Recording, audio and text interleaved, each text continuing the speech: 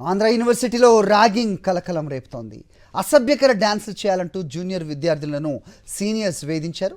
తమకు డ్యాన్సులు రావని చెప్తే అబ్బాయిల వద్దకెళ్ళి నేర్చుకొని రావాలని ఇబ్బంది పెట్టారు. ర్యాగింగ్ విషయంలో వెలుగులోకి రావడంతో 5 స్టూడెంట్స్ను 15 రోజుల పాటు సస్పెండ్ చేశారు.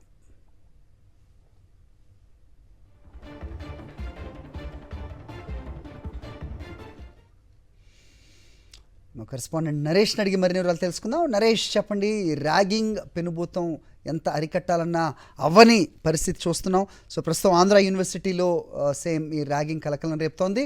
ఏం చెప్తున్నారు యూనివర్సిటీ యాజమాన్యం? ఎవరు అంటే ఫ్రెషర్స్ అలాగే సీనియర్స్ మధ్య జరిగిన ఇదిగా చూస్తున్నాం దీన్ని.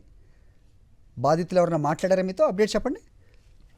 హరి, విశాఖపట్నంలో ఎంత ప్రతిష్టాత్మకమైన ఆంధ్ర యూనివర్సిటీలో ఇప్పుడు ర్యాగింగ్ భూతం అనేది కొన్ని సంచలనం సృష్టించింది. ఎందుకంటే విద్యార్థులు, ముఖ్యంగా ఆర్కిటెక్చర్ విభాగానికి సంబంధించి సీనియర్ విద్యార్థినులు జూనియర్ విద్యార్థుల్ని హాస్టల్లో వేధించినట్లుగా హాస్టల్తో పాటు క్లాస్ రూమ్స్ లో కూడా ర్యాగింగ్ కు పాల్పడుతున్నారని ఫిర్యాదు వచ్చిన నేపథ్యంలో ఇప్పుడు మొత్తం 5 విద్యార్థులను 15 రోజుల పాటు సస్పెండ్ చేయడం జరిగింది. అయినప్పటికీ కూడా హాస్టల్స్ రూమ్స్ లో ముఖ్యంగా ర్యాగింగ్ కు ఏమాత్రం పాల్పడుతున్న అనుమానం వచ్చినా సరే వారిపై చర్యలు తీసుకునేందుకు యాంటీ ర్యాగింగ్ స్క్వాడ్ అనేది ఆంధ్ర యూనివర్సిటీలో ఉంటుంది. కానీ దాని పనితీరు అనేది పూర్తిగా శూన్యంగా కనిపిస్తుంది. అయితే రాత్రి సమయాల్లో సీనియర్ విద్యార్థులు జూనియర్ విద్యార్థుల హాస్టల్కి వెళ్ళి అక్కడ రూమ్స్ లోపల అసభ్యకర డ్యాన్సులు చేయాలని, తమకి అలాంటి డ్యాన్సులు రావని సీనియర్లకి జూనియర్లు చెబితే వెళ్ళి అబ్బాయిల దగ్గరికి వెళ్ళి నేర్చుకుని రమ్మని కూడా ఇబ్బంది పెడుతున్నట్లుగా వారు ఫిర్యాదు చేయడం జరిగింది. ఈ ఘటన నేపథ్యంలో పూర్తిగా కూడా ఒక్కసారిగా ఒక విద్యార్థుల తల్లిదండ్రులకు భయభ్రాంతులకు గురయ్యారు. ఎందుకంటే